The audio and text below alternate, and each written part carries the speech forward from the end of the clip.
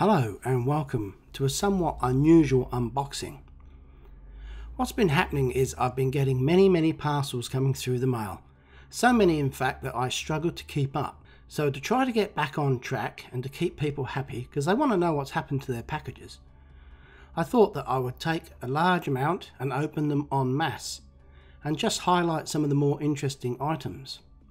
This is my spare bedroom, and as you can see, it has virtually been transformed into a mail sorting room. I have over 35 packages in here that I have to open. So what I'm going to do today is I'm going to pick the oldest 15 and open them all up in one hit and then go through them and discuss some of the rather fancy bits and pieces that are within.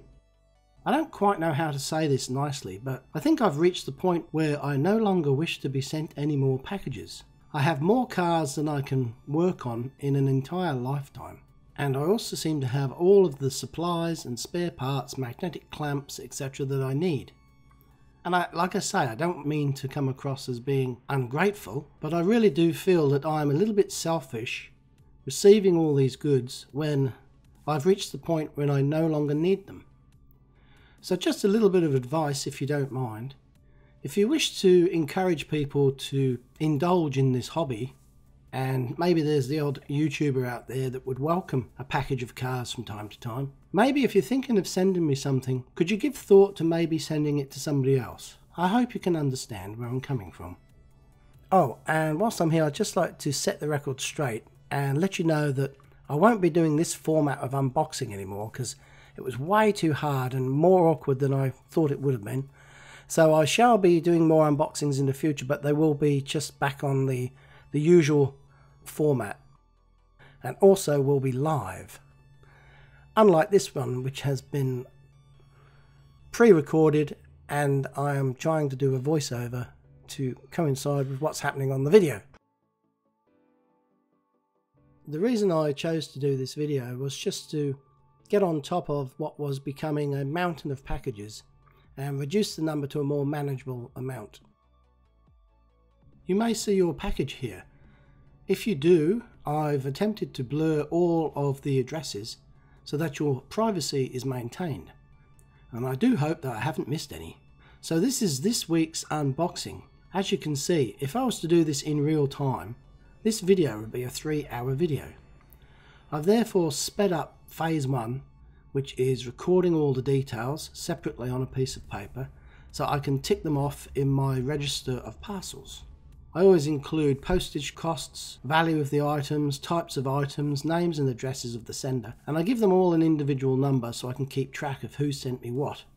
Now this is a huge task today, so I'm employing the help of my wife Julie, and she has always wanted to open the parcels as they arrive, and I have to keep reminding her that they're not for us, they are also for the viewers. So we hold back, and that is how come I have acquired such a backlog of parcels. I'm using the green masking tape there to section off each individual area and labelling each individual area with the individual's name. I made up some little placemat name cards there before I started so that I wouldn't lose track of whose is whose. So here's just a few long shots of what's ahead. As I said before, there's far too much here for me to comment on every item, so I shall just be picking through some of the more select things and other things that may be of special interest. This first section is from Alex Friedberg from Australia. He has very kindly sent me a couple of cameras and a number of vehicles. He's asking, will I be seen on channel 31 soon? That is a private channel that has a small following amongst people in Melbourne. Okay, he lives in Stonington, and this was a hard rubbish day and his mother-in-law wanted to get rid of some old junk. So he gathered some of it up to send to me, and he thought I would like these 2 cameras, and he's also slipped in some Matchbox cars as well. This Ciro Flex camera, made by Ciro Camera Incorporated in Delaware, Ohio. You can see it's written on the front. It's a twin lens reflex camera. The large knob on the side is the focusing knob, with 3 feet graduations to set the distance to the subject. The viewing lens is at the top, is to frame your shot, and the taking lens is at the bottom. This camera also has a remote operation function, with a cable release fitting, and also a rather modern for its time flash fitting on the top left which would synchronize standard flash cubes or flash devices of the time. This one here is for focusing, this is for winding on the film, and on the front lower lens there is the shutter speed and shutter release levers. All in all, this is a very well made camera from what I can tell, although it was a budget range in its day.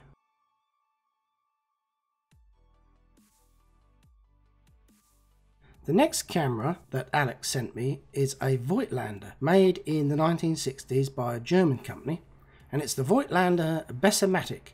This one boasts a photoelectric exposure meter on the front there above the lens, which must have been really modern in its time.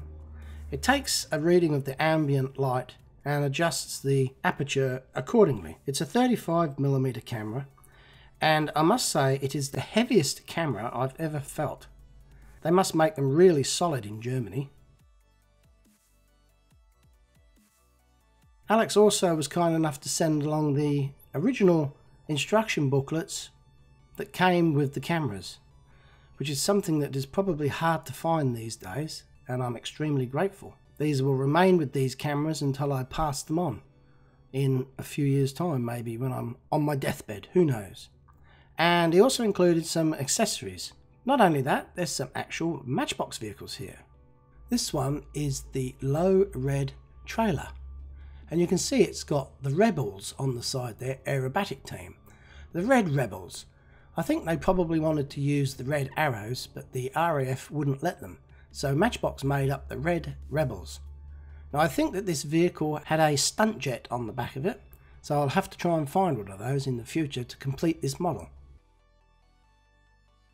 This racing car here is somewhat unusual, as it is a Holden Commodore, and only this week in Australia Holden announced that they were closing down forever after over 100 years of trading, which is a shame as the Holden vehicle was an Australian icon.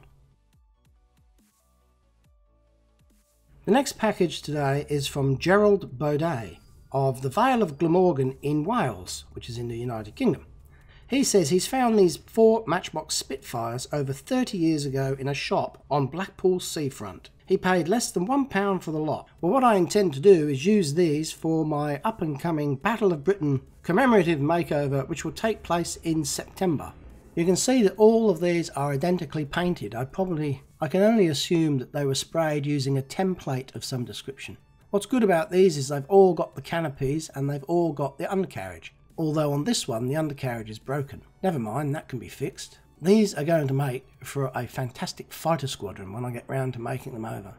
I notice this one here has a different propeller to the others. The blades on it are slightly shorter and stubbier. Now, could this be a rare find because they ran out of the proper props? The proper props? Let me know if you're in the know. Now, David Peterson is from Illinois in the US. He says he sent me 6 cars from his collection which have seen better days. He enjoys my videos and wanted to fuel my channel. He wishes me and my wife good health from Illinois in the US. Wow, I've been after these agricultural diggers for quite a while. I do love them. This one here is the Harcher. It's the smaller version of the one I did the other week, which was in bright orange. It was a king size model. And to accompany it is this rather interesting Dinkum Dubby Earth Mover. This one I've never seen before, and I do think that these two models would come up lovely and would complement each other, and I shall probably do them in an up and coming video.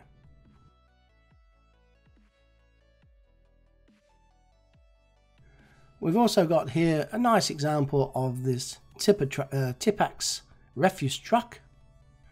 And what's interesting about this one is on this side the decal is way off centre. I wonder if this is an error from the factory. I can't see how anyone could have moved that without tearing it.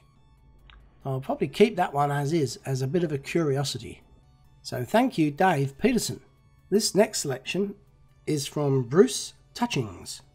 And Bruce comes from Sealy's Bay in Ontario, Canada. There's some homemade maple leaf fudge there, which I haven't got round to tasting yet. And there's an unusual assortment of Matchbox originals and some non-original cars there. And also some confectionery for Julie.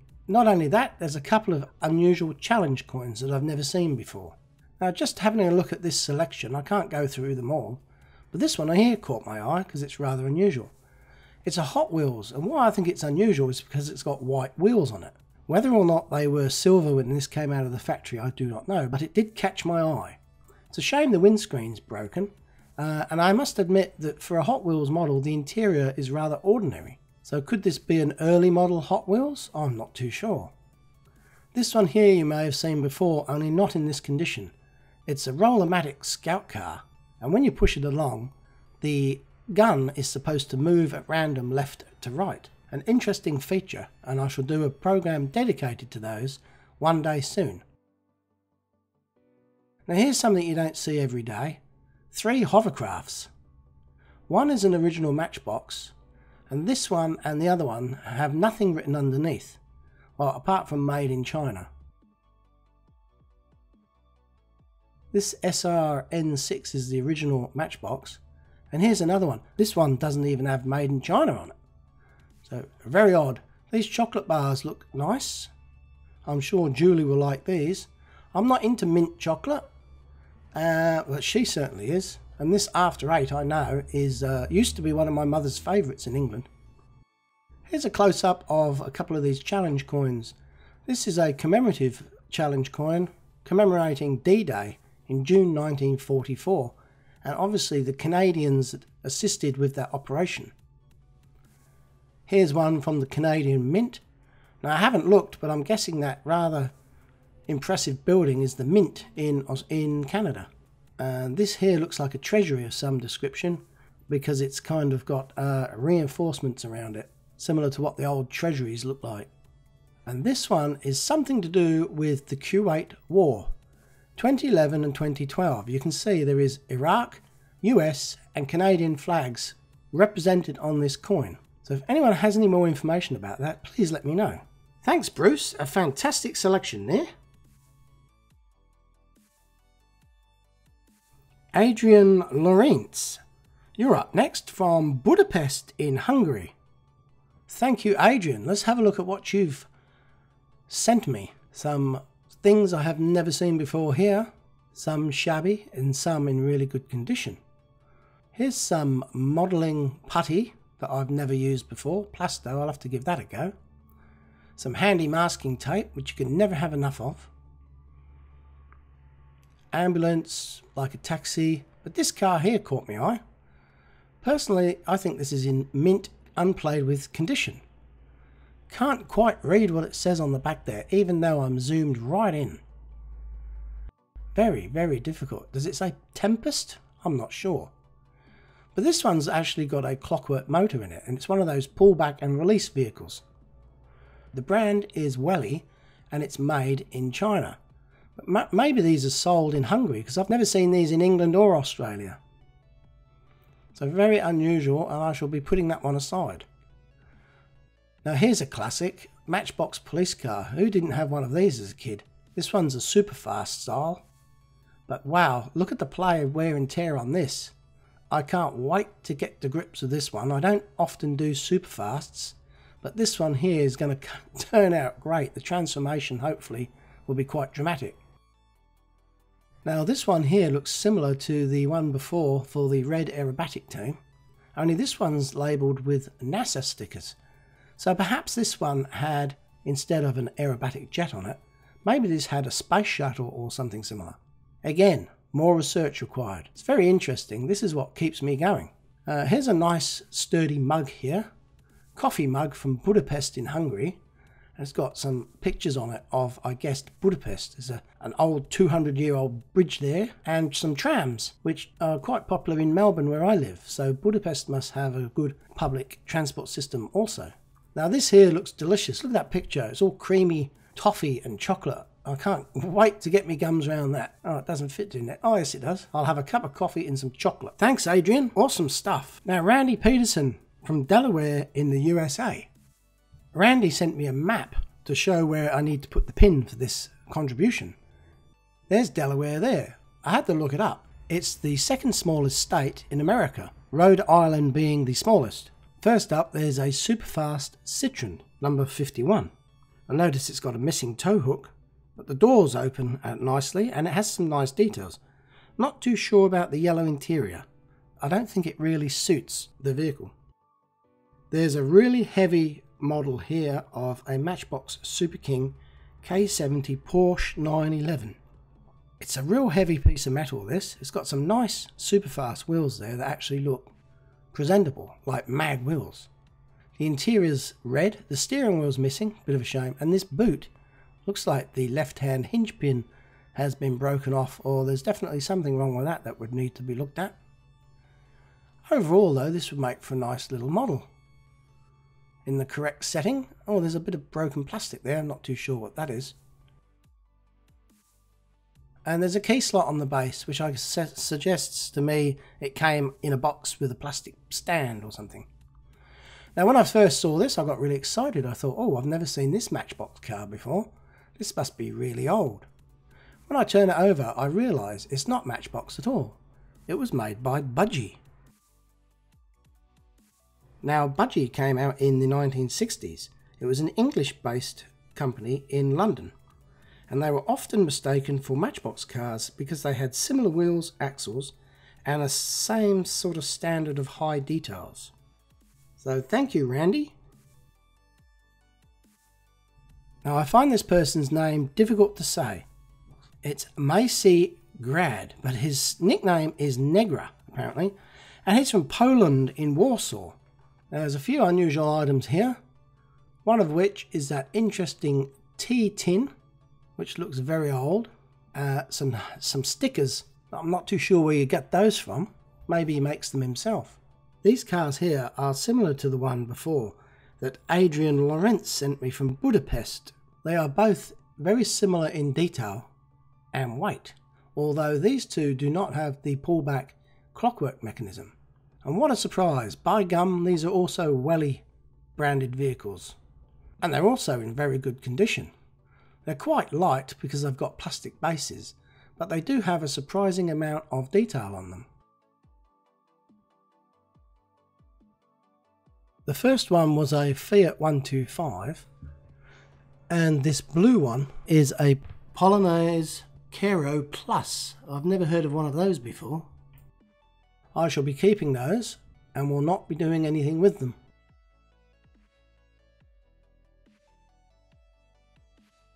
This one here is in good condition also, a super fast dump truck, and this is a nice example of this BP service vehicle.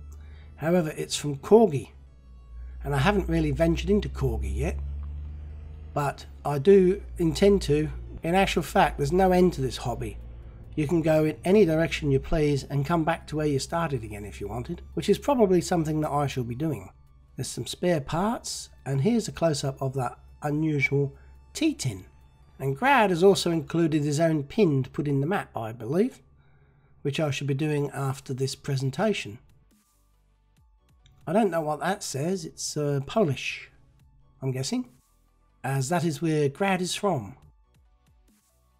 Now these stickers here, I believe, are to promote his Negra brand of product. I'm not too sure what he does. He made me my replica of my little house, if you've ever seen that one out of cardboard, which was somewhat different. These Matchbox stickers are beautifully made and have that lovely gold colour to them, so I've got to find somewhere to put these because I think they deserve to be on display. So all that from Grad, thank you very much. And greetings to Poland from Melbourne. Marka Leminen from Helsinki, Finland, has sent a very interesting package with a lot of Matchbox Skybusters models included. There's a set of moose-shaped cookie cutters there. It says they are for Julie from Marku's wife, Anneli. So thank you, Anneli. Julie's going to love those. Now looking at these aircraft here, there's one here, a little helicopter that I've never seen before. The Sprite, made in 1976. Not much detail on that. I must admit, Matchbox may have dropped the ball with that one. These are quite nice, and these are probably because they have been sponsored by Air France and Qantas. And here's another one from Lufthansa, and I guess that they insisted that they made some decent models. In actual fact, looking at that one there, the Lufthansa, that's not a Matchbox. It looks like it's made in Germany. Now this Concorde brings back memories for me as a child. I used to see it flying over my house as I lived in Basingstoke and was in the flight path of Concorde. This one here, Air France, unfortunately is the last one that flew. If you remember, it crashed in Paris, and that was the end of Concorde, but that is in perfect condition and it will remain in my collection as is. Here's a James Bond 007 Submarine car. This is the car that featured in the James Bond movie, The Spy Who Loved Me. Here's a close-up of these cookie cutters. They're going to be quite interesting to use. And not only that, the moose theme is continued with these warning moose crossing stickers. I'm going to put one of those on my spray booth. Don't quite know what I'm going to do with the others. I should put them in my sticker collection. So thank you, Marka from Finland. Joel M. Baker from the US. He lives in Des Moines in Iowa. Joel says, I had to replace my number plate earlier this year and decided you needed another state tacked to the wall of your shed. So thanks, I don't think I've got an Iowa one. So that's always good to have. I'm starting to get quite a collection of these now. So like a grain silo there. Maybe they're famous for their grain production in Iowa. It also looks like Melbourne, where there is an agricultural side and also a main city in the background there. Now what else have we got here? A couple of genuine matchboxes. This one here, common one with the dogs looking out the back, which is always good. This one here is a Tootsie, and apparently it is a Tootsie Falcon. Doesn't really look much like a Falcon that I know that we have in Australia. And it's got a hole there, it's cracked and hole in it. So, as he suggests, I might be able to try and practice repairing on that with some of that muggy weld. Now this horse box and transporter here, what I love about this is these decals are the most perfect examples I've seen. And this is the second one of these I've got. I was going to have to order some decals, but now I can photograph those and I'll be able to make my own and get these two things looking really nice. Here's the last thing from Joel today. Some rather interesting US Army, I'm guessing, buttons off of somebody's uniform. He says you'll have to do some research on this. Not too sure what that one there is on the right. It looks like crossed cannons. So maybe the artillery. But yeah, any hints and tips on what those are would be greatly received. Thank you, Joel, from Iowa in the US. Paul Sims from Wales in the UK. He comes from Pontypridd, and he has sent me a fantastic selection of genuine Matchbox cars, all in need of repair, which is great. Just look at the selection there. Now this one here immediately caught my eye.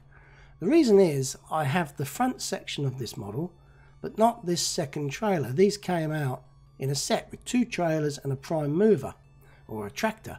So now this is the missing piece. I'll be able to do that makeover within the next couple of weeks, which has been on my list of things I've wanted to do.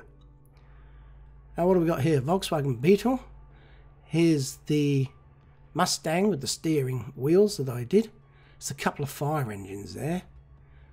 There's another sample of the Tipax tipper tray. This one hasn't got the stickers on crooked. There's two of these combine harvesters, which are rather boring. I mean, there's nice detail there, but I don't know what it is about these, just because they're all one colour. These probably screaming out for a custom, I reckon. Maybe some highlights of silver and metal parts. Here's a couple of the later model dust carts or garbage trucks, one with a missing back. And he sent me a map of the United Kingdom with Wales, Scotland, Northern Ireland and England on it. So I've actually got one of these already, but this one I'm going to put up in my hobby room just for a little bit of decoration. So thank you, Paul Sims from Pontypridd. Andrew Shin. He comes from Chalk River in Ontario in Canada. Here he says, I think your videos are great, keep up the good work. He's enclosed some models to add to your collection and to use for parts. There's also a couple of micro brushes and some sanding tools. Thank you, Andrew Shin. I haven't seen these cars before. They are in really bad condition with missing parts, which will be virtually impossible, I'm guessing, to find unless I source another vehicle of the same type. This one isn't a Matchbox, it's a Husky Ford Zephyr. Nice detail though for a non-Matchbox car. These two here are rather nice. I do like this. This is the second one of these, the old compressor truck with the crimped axles and the twin rear wheels. So this is one of the original oldies, the 1/75 scale, which is always on my cards to try and get one of each. This Osram lamp truck is a model from yesteryear, and this one is particularly good, and I don't think I'll be doing anything with this one, as I do have another one that does definitely need a makeover. But this one here is pretty good enough as it is. Be a shame to spoil it. Here's a Kinsmart brand Ford Thunderbird. It's plastic base and very light to hold. Fairly nice details, incredibly thick doors on it. Has the steering wheel, cream interior, nice details on the boot. Made in 1955.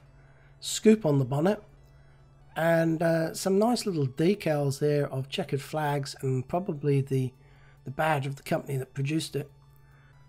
Nice little selection there, so thank you very much. Zoltol Deek from Hungary, Budapest in fact, and his wife Manu.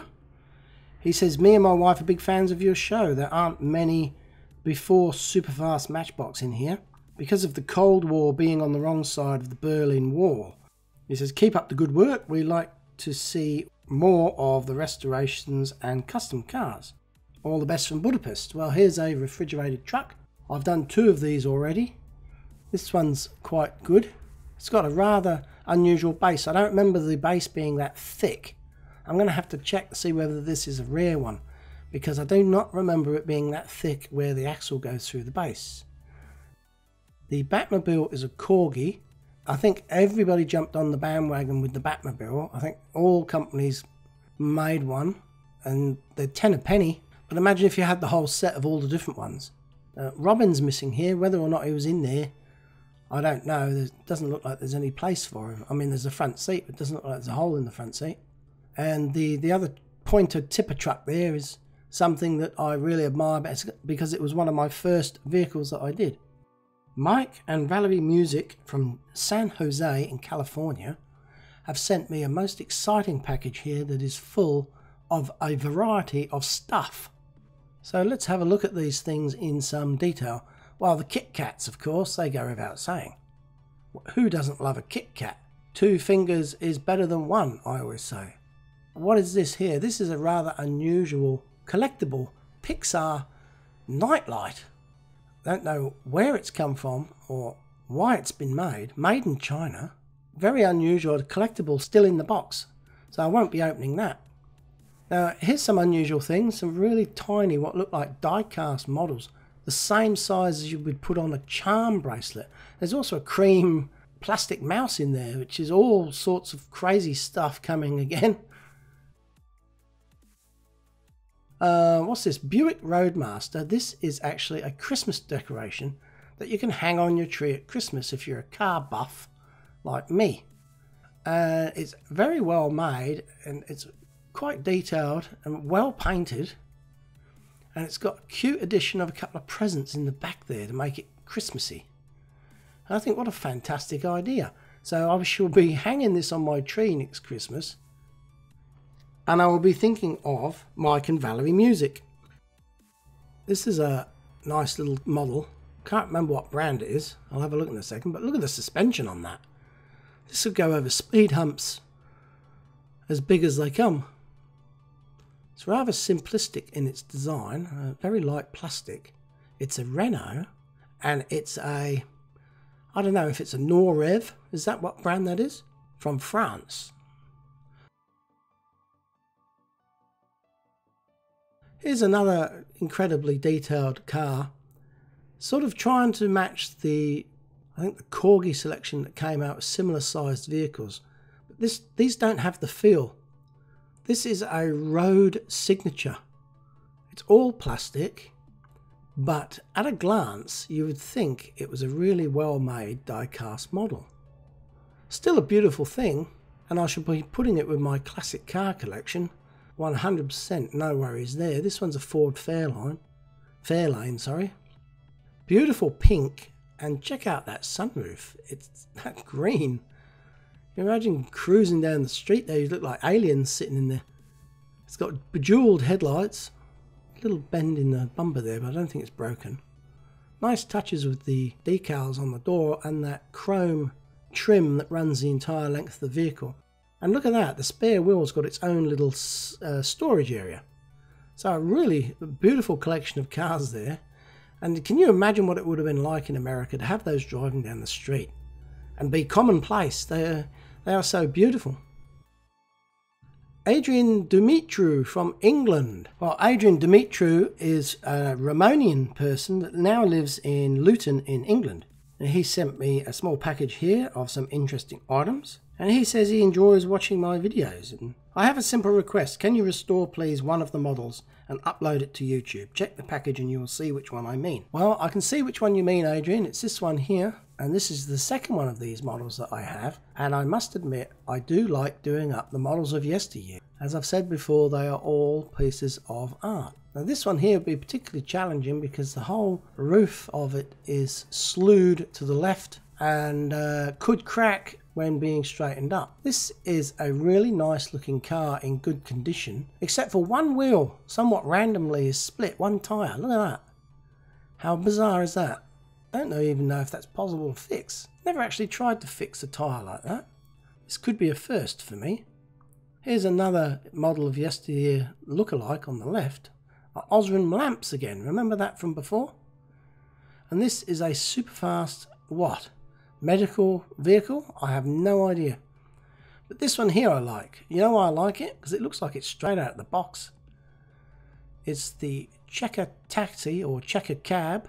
And it is in fact a Matchbox, super fast, made in 2003. So not that old, which probably is why it's in such good condition. And again, anything like that I don't touch. I just set them aside, and one day I'll have a collection of all different brands in really good condition. Here's one really random item from Adrian in Luton.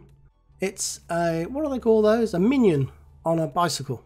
So thank you, Adrian, for a little bit of a laugh there at the end. I enjoyed that. Now, the last contributor today is Tony Bellini. Tony comes from the township of Clinton in Michigan. And let me quickly look at his letter. Hi Marty, I'm a big fan of your YouTube channel. I would like to see the Corvette boat done up in Royal Australian Navy colours, or maybe the Thai Navy. Alright, so just looking through these things from Tony. Nice racing car, Porsche is it? We have the standard crane that everybody had, and which I love because it's a classic. The dumper truck in good condition. And this is the Corvette I believe Tony's talking about. I have 3 of these ships now, and I must admit I was blown away when I found the first one because I never knew Matchbox made ships. They are limited in their detail, but fascinating nonetheless. They have these smooth gliding wheels on the bottom, so when you push them across a coffee table it looks like they're floating on water. Look at that. In good condition, a few areas there of plastic damage perhaps that could need addressing, and I would love to paint all these details of hatches, portholes and radar domes. There's even a lifeboat on the side there, so at a glance you think they're rather ordinary, but there is a lot of detail packed into these things, and they would look super duper done up. So again, that is something that I will definitely consider doing. So now I'm panning back here to give you an overall appraisal of what a 1 month's contributions looks like. And as I said before, I'm always amazed at the variety of the goods and really enjoy the unboxings. Now it's time to put the pins in the map. Okay, it's time to put the pins in the map. So the first one is Alex Friedberg from Australia, Stonington, which is in Melbourne. So just put that there. There you go, that's for Alex. David Peterson is in the USA, in Illinois. I don't know where he's from, So I'm just plonking this into Chicago. David, if that's wrong, let me know, and I'll move the pin. Next one's Bruce Touchings in Sealy's Bay, Ontario, which is around about Ottawa, so I'll stick that one in there. There, that little grey one there, look, for Bruce Touchings. Adrian Lawrence, Budapest, Hungary. Here we go, Adrian. Lovely, there we go. That grey one, silver grey for you. Sorry, Randy Peterson from Delaware in the US. Tiny little place. So we're going to go, where are we going to go again? Philly and sort of Baltimore, kind of here. There we go, sort of a dark pink one there. Macy Grad, nickname Negra.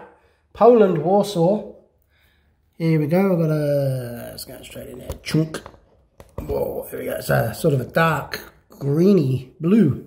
Marka Leminen from Helsinki, Finland, and this is a first for me. And I never knew Finland was so big, it's bigger than England. Here we go, Helsinki. Thank you, Marka Leminen. Joel Baker, got a creamy white one here, grey white, for Des Moines in Iowa. Exactly there. Right, we've got Andrew Shin, Chalk River, Ontario in Canada. By my reckoning, our reckoning, that would be about there. So a grey one for you. Andrew Shin. Next one today, Zoltal Deek. This is number 12, Budapest, Hungary. There we go, bright pink in Hungary. Next one is Music to My Ears. Mike and Valerie Music, San Jose, California. I think this might be the second one from him. I'm going to poke that in there. So that's 2 pink ones now for San Jose. Who have we got here? Tony Bellini from the Clinton Township in Michigan. And that's right next to this little lake here. It's hardly noticeable on this map. So I'll put it in. There's that creamy yellow white one there for you. Okay, we've got Gerald Baudet from the Vale of Glamorgan in Wales. I've been to Barrie once, so I'm going to stick it in there. If it's wrong, let me know. And I will move the pin. There we go. Beautiful. We've got 2 left. Paul Sims, Pontypridd in Wales. Pontypridd, where are you? There you are, near Caerphilly, but not quite. There we go, that's Paul. The last one is Luton in England. It's Adrian Dumitru, the Romanian who moved to Luton. And Luton is here. Wonderful. So that's all the pins in the map. I hope you enjoyed the show. I know it dragged on a bit, but there was something for everyone there. So until next time, see you later.